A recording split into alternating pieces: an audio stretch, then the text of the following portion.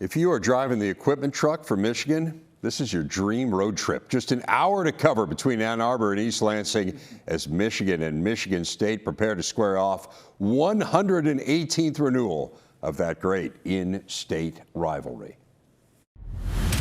And Michigan coach Sherrone Moore joining us now for our big interview. Coach, let's start with the turnaround last week. You guys hadn't played great against USC, and it was just a completely different game against Washington, including you had struggled at the line of scrimmage against the Trojans, really different story in that game against the Huskies. How do you go about kind of reestablishing your identity in 1 week in the way you guys did?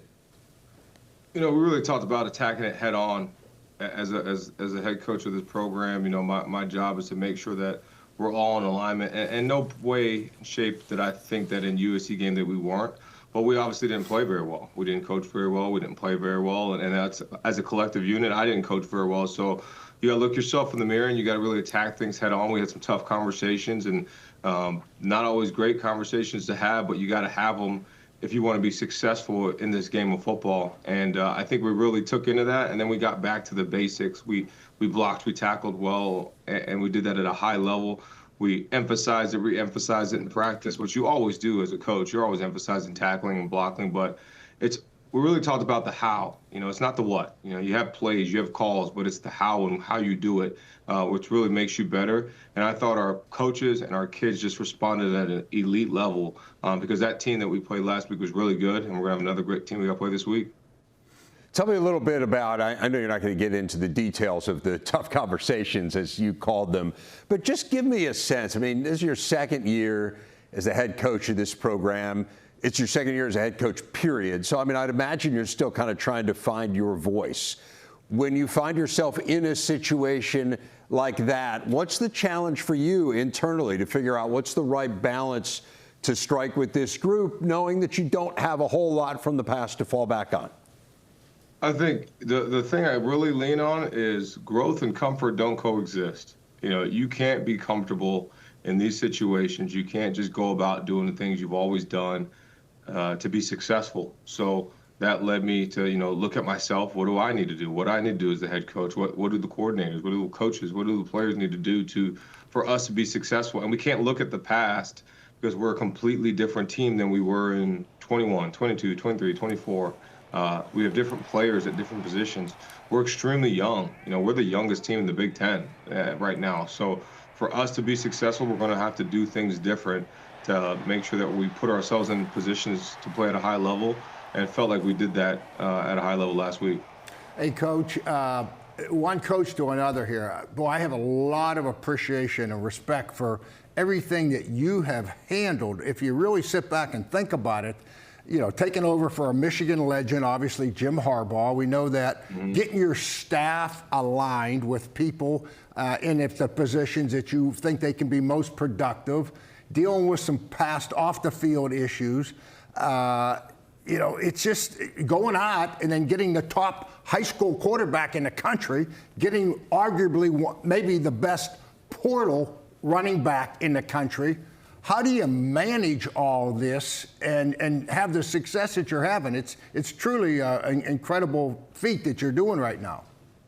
You know, Coach, that means a lot to me. I have a lot of respect for you and your career and what you've done, so that means a whole lot to me. I'd say the first thing is the man upstairs. You know, there's a lot of praying that I do.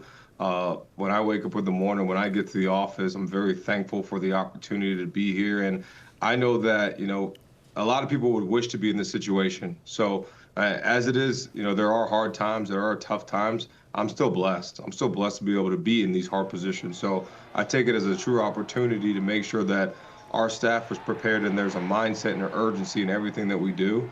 You know, so from all the things that have happened in the past to guys leaving to having, you know, all the guys, you know, go to the NFL and play at a high level. It's been a lot, but it's a blessing, and I thank the staff first. You know, I think we've got a really good staff that sees the vision, that understands the vision, and then maybe most importantly, our players have really bought into everything we've done and understanding that, yeah, we're not the same team we have been, and there's things you've got to change, there's things you got to do different, and but I do think we're talented. I think we've got talented players. We obviously have really talented quarterback. We've got talented running back. We've got talented guys on defense. And we've got a chance to do something really special as we go out through the year. But my main focus for them is we've got to take it urgent week by week, because you can't look at what's going to happen in the future. You can't control it. You know, having coached defense a long time, and I was very fortunate, like you were. I mean, I had a couple first-round draft picks when we were at the University of Miami back in the day, and I always thought that defensive line was probably the one position on defense that took a little bit more time to bring along, just because of maturity and strength and size. You know, you lose Graham and Grant last year, 2 first-round picks. How did you manage to replace those guys and get these new guys, young guys, playing at such a good level right now? Replacing by committee. You're not going to replace 2 first-rounders. You're not just going to put in 2 guys that are going to play just like those guys. So we've got about 6 guys we rotate in there to take that load. And you look at last year, you know, Mason and KG probably played about 50, 45, 50, sometimes 55 snaps a game, which is way too much for a defensive tackle. So I feel, you know, the guys that have played, you know, Rayshon Benny's played a lot of football for us. He's gotten better and better. Trey Pierce is a kid that's stepped up. Enoetta is a kid, and then we took some transfers.